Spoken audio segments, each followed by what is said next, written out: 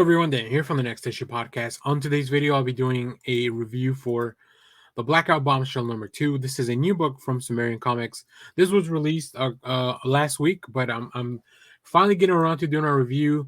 We're very lucky that Louis Southard, the creator, sent us over the review piece. You can go check out our review of the first issue. We reviewed that as a whole, as a collective, and that was really cool. We all got to read it. Unfortunately, I was not able to get the gang back together to talk about issue number 2, but very excited to dive into this issue. This is going to be a very small miniseries, but I think it's definitely worth your while to keep along with it. So in this one, from Louis Southard and artist Dean Kotz, comes the oversized limited series that is the bastard child of Philip Marlowe and Hunter S. Thompson novel. In this issue, Detective Jack Atlas and his best pal, Casper Fitzpatrick, have been kidnapped by hippies. What on earth do they want with our favorite duo? And more importantly, how does this all connect to the Blackout Bombshell? So, yeah, as you can see in this issue, we're catching up with Jack and everything that's going on. Now, Jack Atlas is not the most likable character. He's this detective that is down on his luck and involved in a case that he doesn't even remember how he got involved. Go check out our first issue, a review of the first issue, to get kind of caught up on that story. But in this one, as the duo is just kind of tagging along, the circumstances continue to deteriorate for the group, for the duo.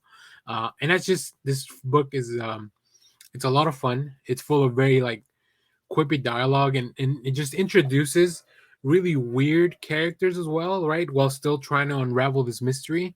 So I think that's what I really enjoy about this book, that it's not just a straightforward crime thriller drama or a mystery.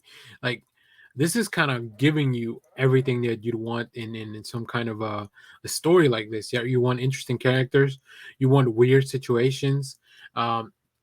There's definitely a lot of dialogue in a book like this, and although normally I don't enjoy pages that are just filled with word bubbles, these characters are so much fun to follow along that I want to know what they're saying, and I want to read their interactions, and that's kind of what I appreciate about this issue. I think we get a lot of that. And then, like I mentioned, this book jumps into shenanigans when you have hippies kidnapping our duo and then following the story from there.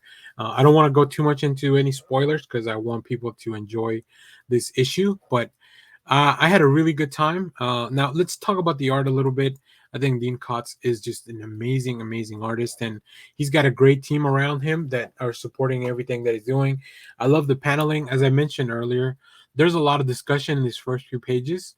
And I just think the pacing is very well done, right?